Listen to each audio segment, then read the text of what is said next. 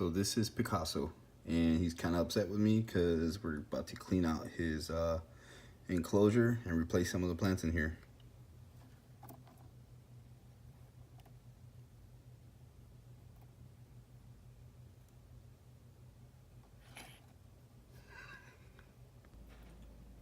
So it's been raining a lot here. We're gonna bring it into the Vivarium where Picasso lives. Our obsession for gardening goes far beyond outside. It also comes inside. This vivarium was specifically built from a furniture piece, and we've got a watering system. We've got a couple of spots for plants. We're gonna go ahead and replace some of it. We got some creeping jennies died out there, some ivy. We got a pothos that's doing really well, and we also have some dracaena. One that's doing well down there because it's not in bright light, and we have a couple of ones that have just died off. So I'm learning on indoor plants, and we're gonna replace some of the plants. I did a little bit more research, and we're gonna move some plants into spots where they don't need to be. All right, so I'm gonna clean out some of these plants that are no longer doing too well. So the way I put this thing together was, I love plants, but I also love animals. And I wanted something that kind of incorporated both. This was the perfect opportunity. The kids loved the fact that having a reptile or some type of animal in the house would be awesome, and also learning experience for them. And so far it's been great. A lot of these plants are kind of died out because the water system was not working properly, and it takes a lot of time and effort to remember to spray this down every single day and keep the humidity up. But most of the stuff in here, some of the woods, vines and stuff, we actually went out into the woods and found the majority of the stuff that's in here to give it a more natural look. This stuff is, the whole background was basically sprayed with expanding foam, and I covered it with the coconut husk, and then painted this to look like rock. Incorporated this piece of wood and this piece of wood down here in the expanding foam.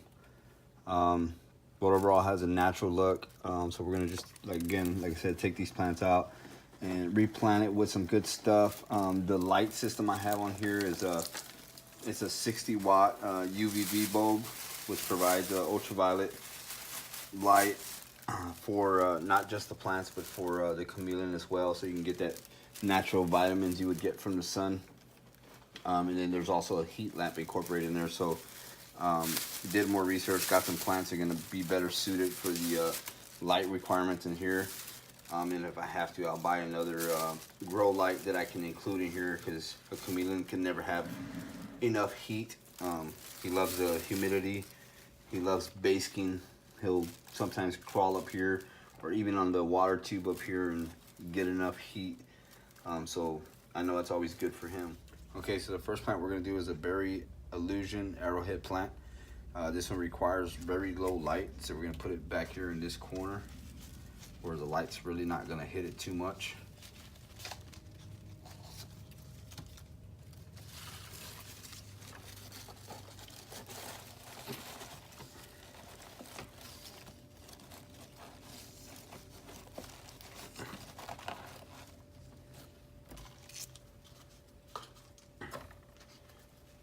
Then we have a creeping jenny, which my other ones were dying, and we have some outside. They don't require much light, so this is gonna work down here where it's not much light at all. And with the light that it is getting, it's gonna want to crawl up, as we've noticed with the ones that we have outside, so that'll look pretty good. And we'll move that around here in a few minutes.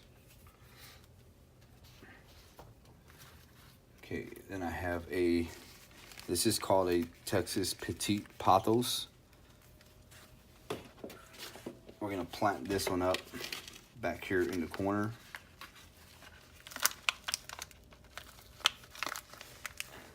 Texas Petite Pothos, or pothos in general, is probably one of the easier or way easier houseplants you can grow. I've seen some where they don't require any light at all. I've seen some where light does them really well. Again, it's probably the easiest houseplant you can grow, aside from a snake plant. Snake plants are probably the easiest to grow indoors. We're gonna just add some fertilized soil back there and punch it down in there, and we'll get it watered afterwards.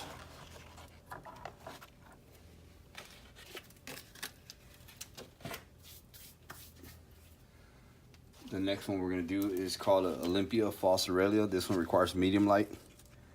So we're gonna put it here closer to the front where it's gonna get light, but not directly from the light fixture.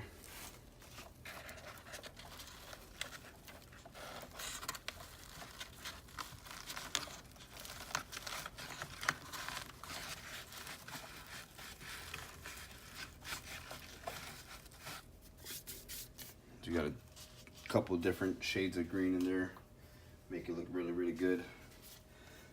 Here I have a palm. It's called a Pomnianthia bell. This one requires highlight, so we're gonna put this one right in here if I can get in there.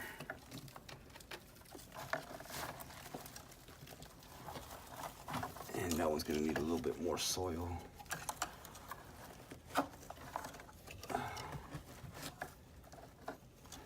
Do that afterwards as well.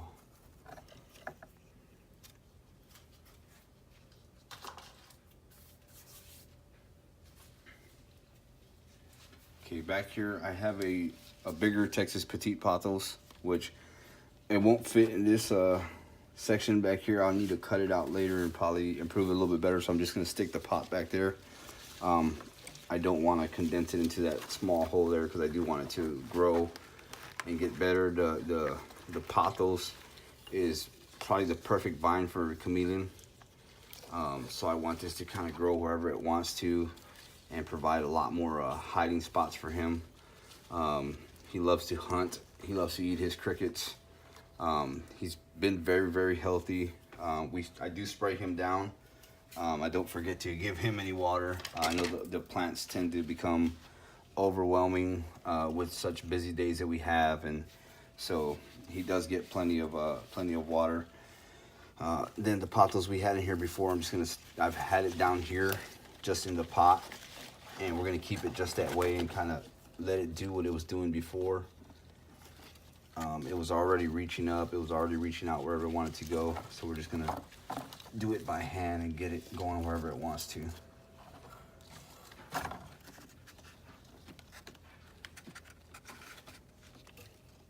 So all of these plants are safe for reptiles.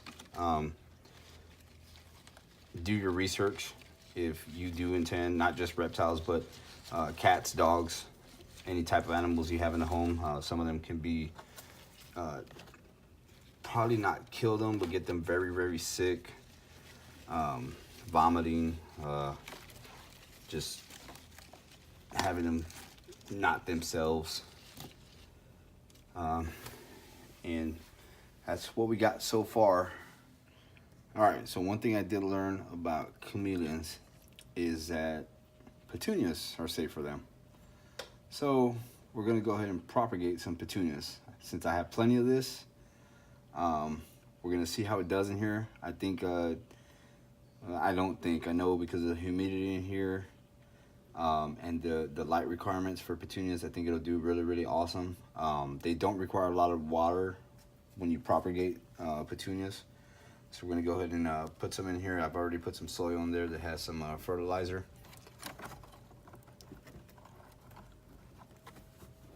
And this is one that we'll do an update on and keep checking back to see how it's doing. These would normally take about a week to 2 weeks before they start rooting. So that's the silverberry petunia there, and we have some pretty much Picasso up here. Funny, right? Picasso on Picasso.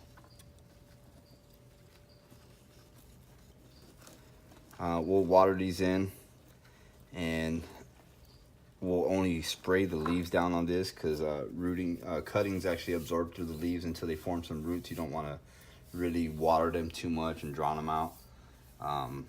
But they should do really well. Like I said, with the humidity here, we're gonna have to keep the humidity up almost to 90 to 100% in order for them to really root and take hold of their containers in there.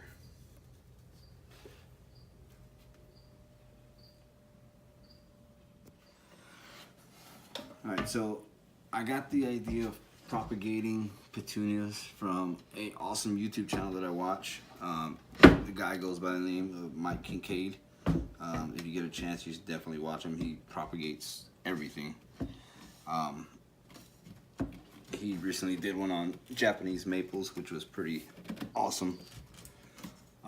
So I've watered everything in, sprayed down all the plants just to get the humidity going. Again, I'm learning with indoor plants, but the great thing about this is the whole family learns due to the way I work and my work schedule. Everybody knows how to take care of this. Everybody knows how to feed him. So in order to make this as easy as possible, I've got the lights set on the timer. I try to keep the lights on from 7 to about 6 p.m. It was going on till 7. What I'm gonna do is I'm gonna shut it off for maybe an hour during lunch, and like I said, it's on a timer, so I can set it to when I want it to come on and off. That way the humidity will keep going, and he'll be able to take a nap or, you know, go to sleep on a new schedule, aside from what we had him before. So it makes it easy for everybody to just, all we gotta do is feed and water. Okay, so as you can see, he's drinking water there. He's already loving it. If it was up to me, I'd have all sorts of plants in here, from hostas to any shade-loving plant. Unfortunately, some of those are not safe for him, but we initially wanted to include a hibiscus in here, which they are safe, but the hibiscus I did get was not doing too well, so we're gonna let it grow outside, get some natural sunlight, see how it does. And because it is such a short plant and it's now growing, my wife recently did some research and learned how to actually braid hibiscus plants. So we'll see if we can get that going and do that on a whole different other video. So if you have any suggestions, any information on any kind of these plants, please comment, let us know. I'd like to know what everybody else is doing, not just with reptiles and enclosure, anything like that, but just in general, anything you do crazy with plants. I'd definitely like to know.